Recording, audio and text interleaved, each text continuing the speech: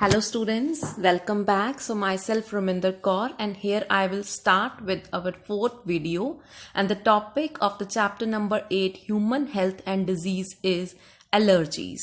Allergies are very common these days. It can be due to sedentary lifestyle, that our immunity is getting reduced because we have very less activities, and even we like to spend our time with our phone handset, and there is very less time for exercise.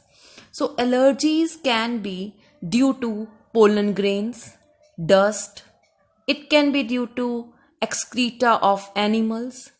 These days certain kind of food allergies are very common: wheat, milk, pulses, spices, and even perfume can lead to different allergies in human being. So we can simply define the allergy as exaggerated response. Exaggerated means worse response of the immune system to certain antigens. These substances which lead to allergies in human body are known as allergens, and the antibodies produced to these response are kind of immunoglobulin E type. And what are the basic symptoms during allergies? Number 1, watery eyes, then runny nose, itchy throat, and even skin rashes can take place. During allergy, some chemicals are secreted by the body, such as histamine and serotonin from the mast cells. Mast cells are one kind of lymphocytes which are called as basophil. There are three kind of lymphocytes or white blood cells: basophils, neutrophils, and monophils. So they help in secreting histamine and other kind of chemicals that will prevent the allergic reactions after some time. For determination, either the blood could be taken, so that blood test can be performed to find out that from which allergen the allergy has been caused, or maybe the patient can be exposed to small amount of different allergens, and then it is being found that which kind of allergen is leading to different allergic reactions in the human body. The drugs which are given, they can be antihistamine, adrenaline, and steroids, which can reduce the symptoms immediately. So this was regarding the topic allergies. Now let's come to the second part, that is autoimmunity. We all know that our body cells have the capacity to recognize self and non-self cells. But certainly there are some kind of problems in the body. It can be due to genetic or some other reasons that body can start attacking its own self cells. And it can result into damage of cells, tissues, organs, and it is called as autoimmune disease. There are several kind of autoimmune diseases which are being discovered till now. It can be thyroid, bones problems are very common, which is in your syllabus, rheumatoid arthritis. All of you must have heard of people who are complaining about the joint problem. In Punjabi it called as gathia. So it is a one kind of autoimmune disease when our body cells, they cannot recognize its own cells and start attacking them. Then muscles dystrophy, several skin problems such as eczema, then lungs, nerve problems, gastrointestinal tract, celiac disease is very common when the body cannot take up the wheat, and our own villi in the small intestine, they start getting ruptured and there is difficulty in absorption of food. Then leukemia, blood cancer. In brain also there are different kind of problems which are result of autoimmune disease. Let's come to the third topic, immune system in the body. We all know our immunity is due to antibodies which are produced by our lymphocytes, which are called as white blood cells. There are certain organs in the bodies which are helping in synthesis and formation of these WBCs, maturation, and they also help in fighting. So we call them as lymphoid organs. In this picture, you can see we have two kind of lymphoid organs, primary and secondary.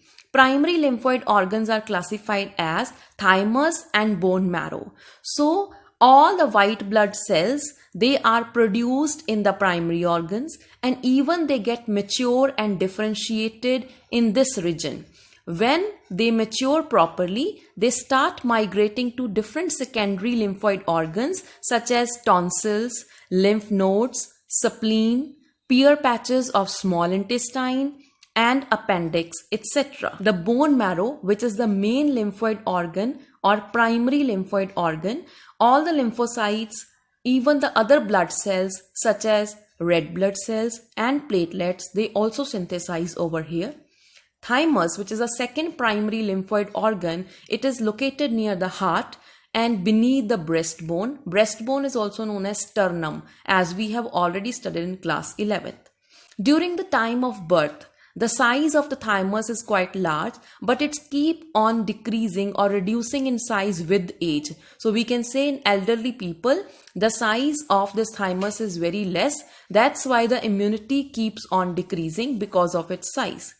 Both bone marrow and thymus, they provide a special kind of environments so that the T lymphocytes, they can synthesize, develop and mature properly. Now let's come to the secondary lymphoid organs. Number one is spleen. Spleen is a bean-shaped organ. It mainly contains lymphocytes and phagocytes. So lymphocytes are those white blood cells which synthesize antibodies, and phagocytes are those macrophages which may take up any kind of antigen or foreign pathogen and eat them. So this acts as the filtration organ. It can trap any kind of microorganism which has entered in our body, and here so many kind of RBCs are stored inside it. So erythrocytes are the red blood cells. Then come to next, lymph nodes. So you can see in this picture the patches or the nodes which are connecting to various lymphatic vessels are called as lymph nodes. So they are small solid structure which are located at different points in our body, and they can also trap microorganisms, and antigens which are trapped here, they will activate the lymphocytes, and certainly our immune system will start working at a higher rate. In our respiratory, digestive and urogenital tract, the lymphoid tissue is present, known as mucosa associated lymphoid tissue. Abbreviation is MALT. So it consists of about 50% of lymphoid tissue in the human body. Now let's come to the next topic, that is AIDS, acquired immunodeficiency syndrome. The name defines that there are group of symptoms, that's why it is known as syndrome. And immunodeficiency means because there is lack of immunity in the body. And it was very firstly discovered and reported in 1981, and after that time it has spread all over the world, and till today it has killed 25 million persons. AIDS is caused by virus known as human immunodeficiency virus. So the diagram may look like COVID-19 structure because it is a virus, and the group of viruses are known as retroviruses. So there is no proper cure, but it can be only treated partially with the medicine. Partially means it cannot be cured. So rarely there are chances that maybe the person can be treated, but no assurity is provided by the doctors. These retroviruses, they contain RNA as the genetic material, and the outer envelope is the protein coat that is surrounding it. The reasons can be many. It can be more than one sexual partners, then transfusion of contaminated blood from HIV patient to the normal person. Number third, it can take place due to infected needles. And last is, it can take place from infected mother to her child through placenta. So let's study first of all the transmission of this retrovirus. As we have already studied that the causative organism is HIV, and that group of viruses are known as retrovirus. So you can see the viral RNA is present and it is covered by a protein coat. So the normal cell, where animal cell is written, covered by a plasma membrane, green colored structure, it can be a macrophage or T lymphocyte. We all know the antibodies are produced by these kind of retroviruses. They directly attack on our macrophages or T lymphocytes. That's why they reduce the immunity of the patient when he is suffering from HIV. So you can see when the viral RNA is infecting any cell, it can be macrophage or T lymphocyte. First of all, that RNA changes into DNA. So there is need of an enzyme called as reverse transcriptase.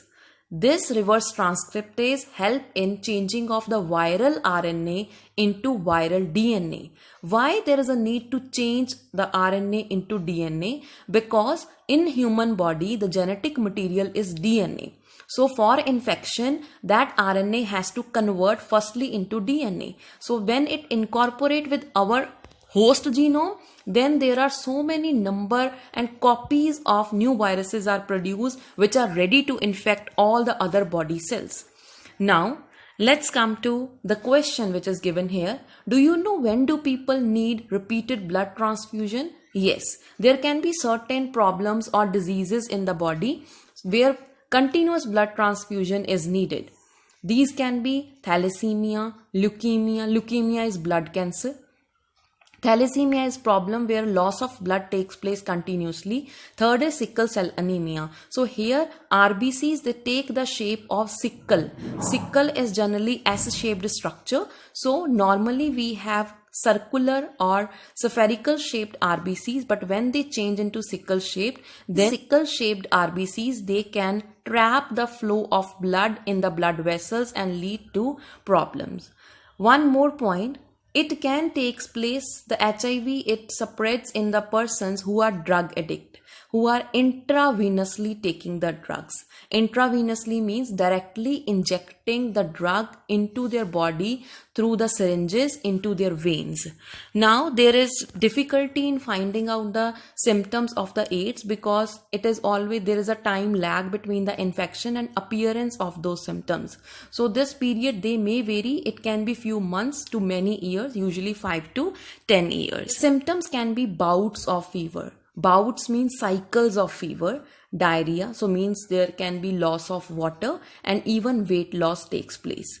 Because of the infection of T lymphocytes or macrophages in the human body, the number of helper T lymphocytes which were working actively, they will get reduced in the body, and the person will start suffering from many infections, not only from HIV but even from the other bacteria which are always prevalent in the surrounding. So he may suffer from lot many diseases in the surrounding. That's why we call it as immunodeficient, and he or she is unable to protect him or herself against these infections. So here the test which is performed is known as ELISA, enzyme linked immunosorbent assay. So here what is being done, two kind of ELISAs are being performed, maybe direct or indirect.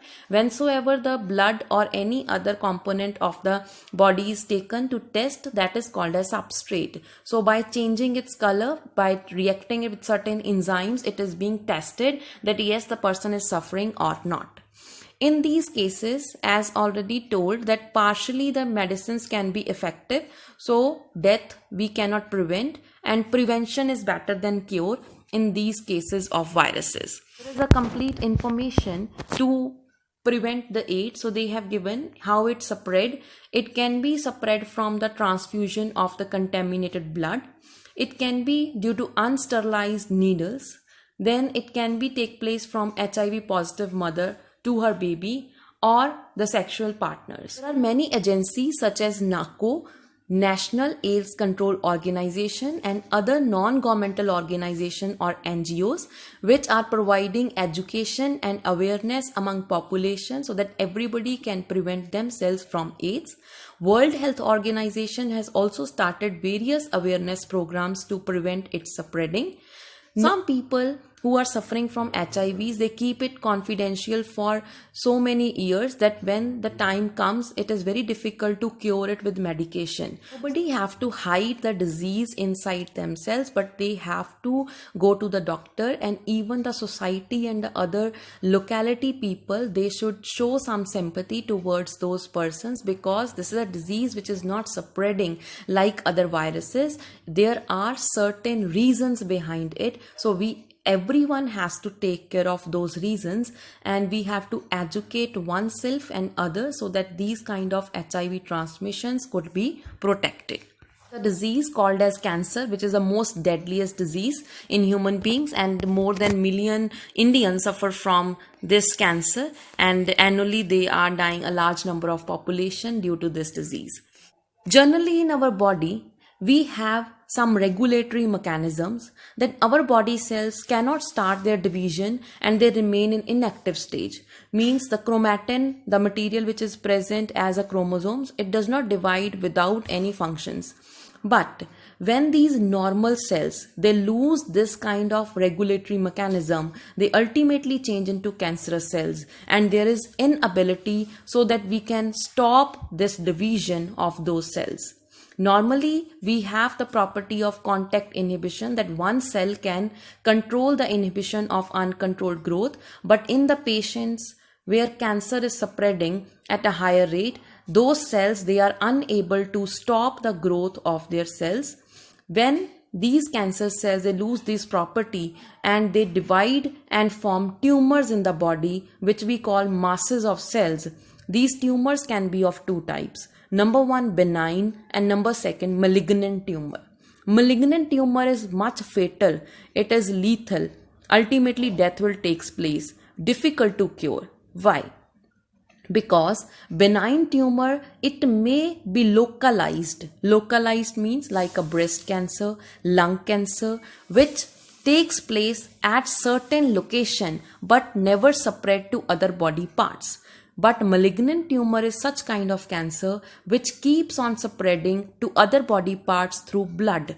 That's why malignant tumor, here the cells which are present are called as neoplastic or tumor cells. They grow very rapidly. They infect and damage each and every tissue which is present in its surrounding. So cells are dividing very actively, and the other cells, they become deficient of nutrients, due to which there is a lot of problem and medication also cannot help.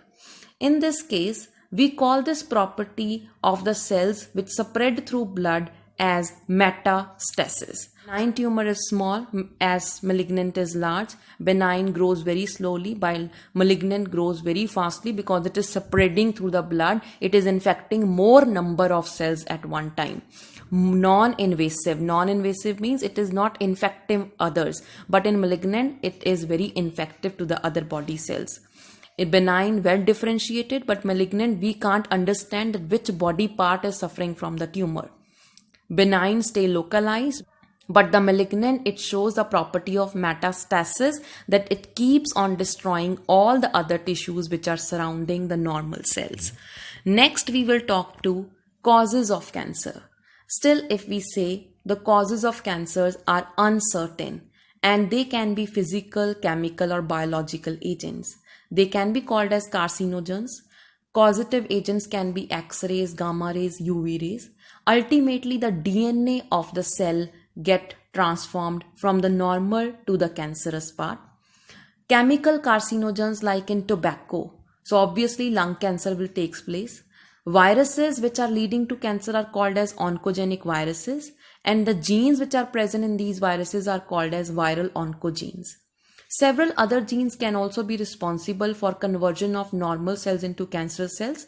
They can be called as cellular oncogenes or proto-oncogenes. There can be preventable causes. Number one, tobacco. Those who are taking tobacco, 30% chances are there that they will suffer from lung cancer. Then obesity and overweight. Cancer causing pathogens such as viruses, which we call them as oncogenic viruses. Insufficient physical activity, so all our sedentary lifestyle can be result of this. Poor dietary habits, if we are focusing on fast food and there is less balanced diet in our body. And last is exposure to UV radiations which are directly coming from the sun. Now, next part is cancer detection and diagnosis. Very common detection techniques are biopsy, where any part tissue is taken. It is cut into thin sections, then it is being stained and studied by pathologists under certain microscopes. Next can be radiography, X-rays, CT scan, computed tomography, and third is MRI, magnetic resonance imaging. All these abbreviations are important on the point of board exams. All these kind of techniques which are used, they are using strong magnetic fields and non-ionizing radiation so that they can accurately detect the living tissue which is suffering from these cancerous parts. There are several antibodies which are used against these antigens for detections also. Even molecular biology is playing an important role. You will study in next 11th and 12th chapters that how we can detect these cancers and other diseases at the earliest so that we can prevent the persons from dying. There are certain ways which are given to reduce the cancer risk. So we have to take balanced diet, vaccination should be there, avoid too much sun, then reduce indoor and outdoor air pollution. Physically we have to be active, no smoking should be there, less alcohol intake should be there, and even we have to take part in awareness programs of cancer, and we have to give the knowledge to other people also. Last topic is treatment of cancer. There are several kind of technologies which are being used these days. It can involve surgery. So surgery can be possible only in case of benign tumors because it is localized. So surgery can remove the portion and person may survive. Second is radiation therapy. Third is immunotherapy. In radiotherapy, tumor cells are irradiated lethally, so they can be killed. So chemotherapy is one of the technique by which those radiations are provided to the person, and there are several side effects. You have seen there are so many celebrities who have suffered from cancer and they have recovered also. So it can lead to hair loss, the very first side effect. Second is anemia. Anemia means loss of blood. So they generally suffer from low hemoglobin, so they have to keep on taking a good amount of iron in their body. Then most cancers are treated by the combination of several techniques. So surgery, radiotherapy, chemotherapy, immunotherapy are collectively given. Therefore, the patients are given substances which are called as alpha interferons. We have already studied that the virus infected cells, they have the capacity to secrete interferons so that it can prevent the infection of other normal cells. So if the body is suffering from cancer, then obviously less interferons will be secreted by the body. So here from outer sources these alpha interferons are provided so that our body can detect these tumors and even help in their destruction. Thank you so much.